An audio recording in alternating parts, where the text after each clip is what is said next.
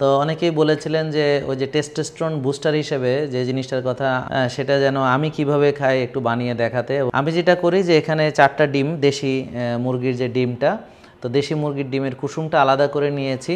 আর হচ্ছে এখানে আমাদের দরকার হচ্ছে যেটা অর্গানিক হানি, এবং যেই ফরেস্টে আছে এটা অর্গানিক সার্টিফাইড, হ্যাঁ, যে ফার্মিং সেটার আওতায়। এবং এই যে ঘিটা, এটা হচ্ছে আমার মানে খুবই ফেভারিট একটা ঘি, হ্যাঁ। এবং এই ঘিটা আচ্ছা 100% অর্গানিক এবং 100% গ্রাসফিড ঘি।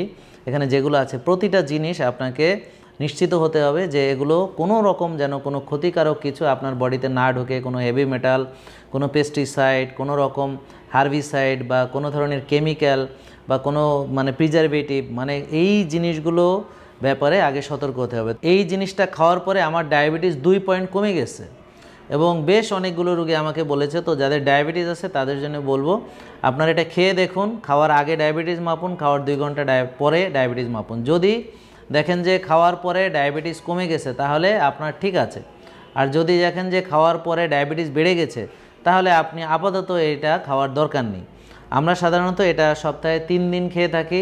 যাদের বয়স 30-এর নিচে তারা সপ্তাহে 4 দিনও খেতে পারেন। এবং এটা কিন্তু একটা পুরোপুরি মিল, অর্থাৎ কিনা আপনি এখানে এই পুরো একটা খাবার, অর্থাৎ এটার সঙ্গে অন্য কিছু খাওয়ার দরকার নেই বা আগে পরে কিছু খাওয়া যাবে না। তো আমরা যা দেখাচ্ছি যে এখানে আমি নারকেলের তেল 1 বড় টেবিল চামচ নারকেলের তেল আমি দিলাম, হ্যাঁ, এখানে অ্যাড করলাম, হ্যাঁ, বড় টেবিল চামচ ঘি। এই দেখেন ঘিটার কোয়ালিটিটা দেখেন।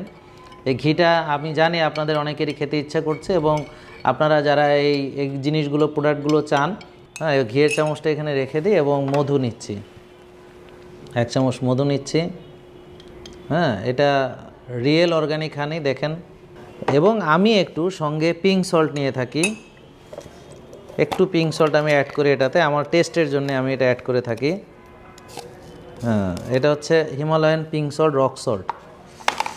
ওকে, এবার হচ্ছে ঘোটা দিতে হবে। তো এটা হচ্ছে যে আপনাদের যে ভিটামিন ডি, আপনারা জানেন যে সূর্যের আলোতে গেলে যে ভিটামিন ডিটা আমাদের বডিতে হয়, মনে রাখবেন যে ভিটামিন ডির যে প্রিকারসার বা র মেটেরিয়ালস যেটা দিয়ে ভিটামিন ডি তৈরি হয় সেইটা হচ্ছে কোলেস্টেরল। ভিটামিন ডি যদি আপনার কোলেস্টেরল না থাকে ভালো, তাহলে আপনি রোদে গিয়েও ভিটামিন ডি হবে না, হ্যাঁ, এটা মনে রাখবেন। ভিটামিন ডি 5টা ধাপে বডিতে সিনথেসিস হয়। এই ভিটামিন ডি এর জন্য আপনার ভালো কোলেস্টেরল দরকার।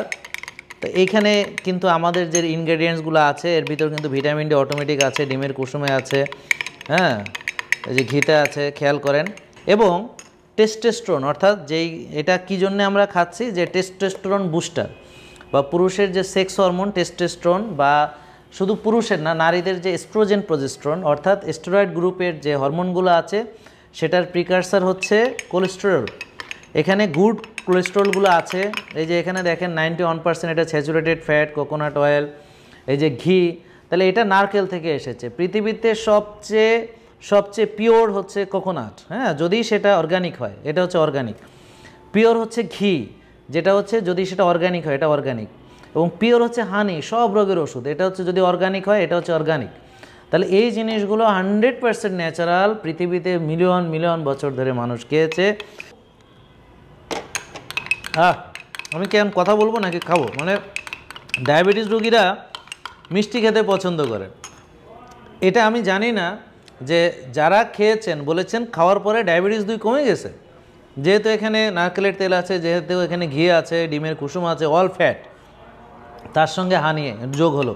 প্রিয় দর্শক, আপনারা খেয়ে কমেন্ট করে জানাবেন যে এটা খেতে এত সুস্বাদু এবং এটা পুষ্টিকর, এবং এখানে সব ভালো ভালো জিনিসগুলো আমরা একত্রিত করেছি এবং ঘোটাটা আরও ভালো করে দিতে হবে।